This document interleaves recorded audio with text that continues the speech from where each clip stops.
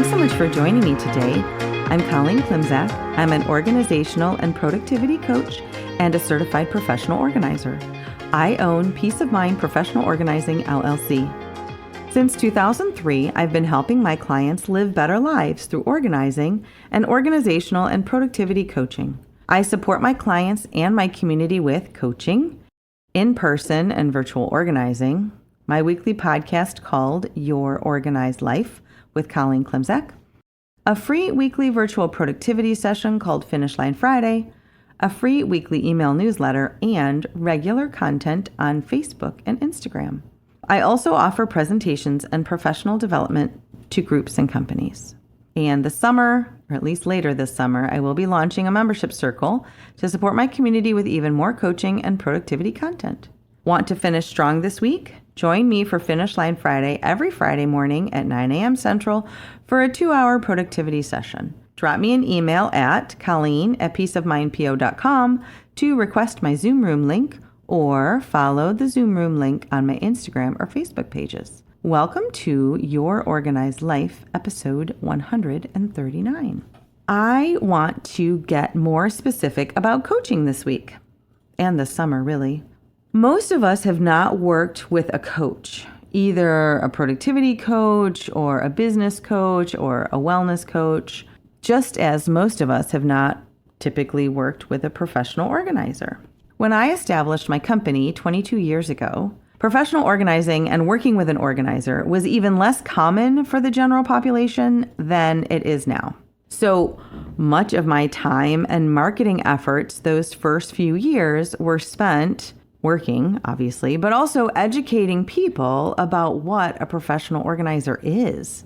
I shared the dozens of specialties that organizers can offer, like daily money management or real estate staging, all the way to my own organizing specialties of residential and small business organizing and productivity and time management. I shared then how an organizer can deliver our services, like how I provide productivity and organizational coaching or professional speaking or in-home or virtual consultations. And finally, I would share often about what all of that meant to you as an individual, what supports and services you can expect, and how an organizer can help you as a person. Thankfully, in these past 22 years, my job of educating people on what an organizer can do for them has gotten a lot easier.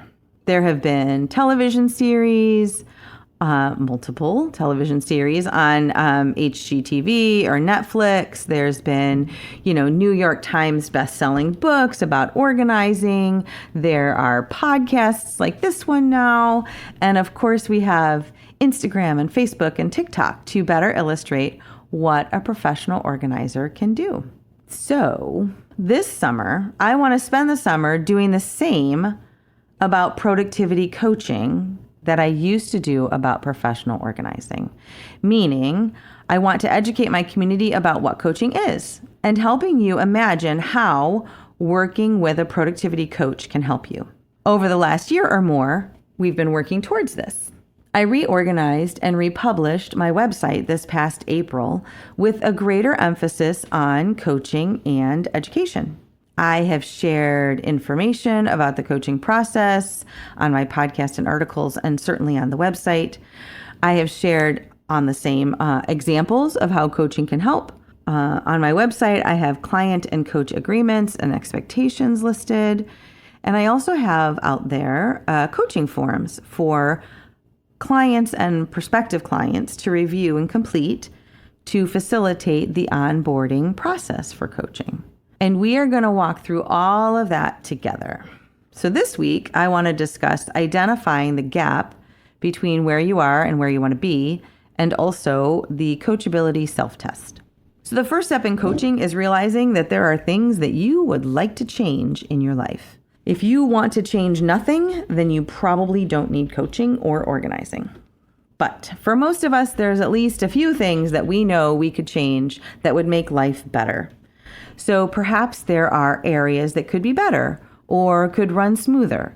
Maybe they could be more fulfilling or just new and different.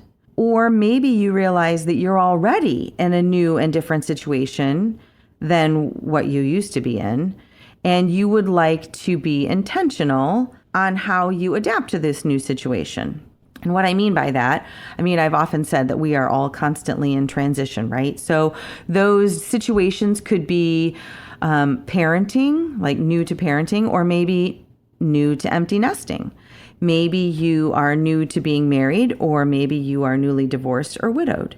Maybe it is employed and or retired, or it could be something like diagnosed with ADHD or another neurodiversity, and you want to think about how that impacts your life and what you'd like to do about it. Or maybe there's another long-term illness that's impacting your day-to-day as well. So all of those are opportunities. Those are all transitions in life, and maybe those are areas that you would like help navigating. Perhaps you've realized that you want to make change, like a move or a new business venture or even a wellness journey, and you would like support around achieving something, whatever that would be for you.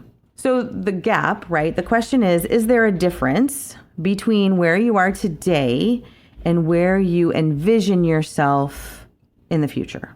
And if there is, right, that's the gap. So in weeks to come, I will talk about that gap between where you are now and where you want to be. Here's the thing. Change is required. Change is required. Yeah. In organizing or coaching, a client has likely realized for themselves that there is a difference between where they are now and where they want to be. And I'm willing and able to navigate that gap with them. But change is required. A change in perspective, a change in someone's physical environment, a change in routines and habits. And this awareness about change being required starts from my very first communications with my clients. When a new client reaches out to me for more information, I respond with a message with the following questions. What are your goals and projects, and what's their priority order? What are you willing to add in, like habits or routines or learning? Or what are you willing to part with, like clutter or unsupportive ways of being, to make those goals and projects succeed? Why are these goals and projects important to you? And, logistically, what's your deadline for the goals and projects? Now, here's the deal again. I'm saying that again. I do not need to know the answers to these questions as much as my clients need to be thinking about the answers to these questions. These questions start the conversation, and they start the learning process for my clients. They help my clients recognize the gap and introduce the idea that change is required. Parting with mental or physical clutter, adding in new habits or perspectives, and doing the work in the interest of being more productive or more organized, etc. As part of that initial response, I also share 3 forms. Those forms are my coaching intake form, a sample session prep form, and a coachability self-test. The coachability self-test is important to complete because a client needs to answer for themselves, is coaching for me, right? Because just like not everyone wants or needs to work with a professional organizer, not everyone wants or needs to work with a productivity coach. And that is okay. I just want to say that I was first introduced to this coachability self-test in my coursework with CATI, which is the Coach Approach Training Institute, and also my original mentor and she who created Coach Approach, Denslow Brown. And I want to give credit and gratitude where credit is due. So thank you to Coach Approach and Denslow, and now Sarah with CATI, for all that they do. So the coachability self-test, again, is available on my website, so you can go check that out, peaceofmindpo.com, and you can answer these questions for yourself. These 9 questions are scored on a scale of 1 to 5, with 1 being this statement is not true for me, all the way to 5 being this statement is almost always true for me. So the first question is, or statement is, I recognize the value of coaching and see it as an investment in my own growth and happiness. Number 2, I am willing and able to pay for this and to handle my coaching fees responsibly. Number 3, I can be relied upon to set up systems to be on time for coaching calls. Number 4, I recognize that there is value in having a partner that holds a vision for me of my greatest potential and who is working to help me function to my best ability. Number 5 is I'm eager to take the actions necessary to accomplish my dreams and change patterns that do not serve me. Number 6, I know that my own answers are within me. I believe that through guidance, feedback, and my own sense of right action, I can discover these answers. Number 7 is I'm willing to try on new perspectives that might be different from those I currently hold. Number 8 is that I know that life and self-discovery can be fun and satisfying. Self-awareness and fulfilling my life purpose are very important to me. And the final statement is, if I feel I'm not getting what I expect or need from my coach, I will share this as soon as I can and make clear the requests to my coach to get what I need. And then we score the results on that scale of 1 to 5 and 0 to 22, right? 23 to 30, et cetera, et cetera. But those run from coaching is probably not appropriate for you at this time, all the way to coaching would likely be a pivotal piece of your life. You're willing to do what it takes to actualize and claim your life's purpose and who you truly are.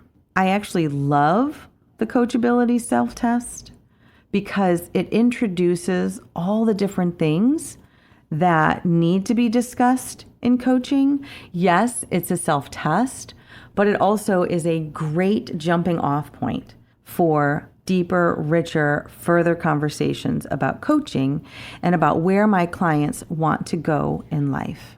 Similarly to the questions in my intro email, the questions that I just walked through start the conversation. They illustrate to a prospective client what the client can expect from the process, what they'll need to do to get started, and also the benefits that they can expect from the coaching process and our relationship. So, back to the beginning. Let's review. I stated that I want to spend the summer educating my community about what productivity coaching is and help you imagine how working with a productivity coach can help you.